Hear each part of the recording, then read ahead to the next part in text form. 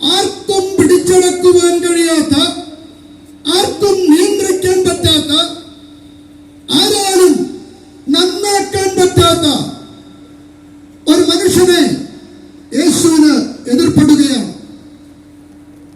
യേശുവിന് എതിർപ്പെട്ട മനുഷ്യന്റെ ചിത്രത്തെ കുറിച്ച് നാം വായിക്കുമ്പോൾ അവിടെ എഴുതിയിരിക്കുന്നത്, അവൻ വളരെ നാളുകളായി പാർത്തിരുന്നത് സെമിത്തേരിയിലായിരുന്നു. അഥവാ കല്ലറയുടെ സമീപമാണ് അവന്റെ പാർപ്പ്. മനുഷ്യൻ പാർക്കുന്നത് കല്ലറകളിലല്ല, മനുഷ്യന്റെ പാർപ്പുകളൊന്നും കല്ലറകളിലല്ല. അർത്ഥാൽ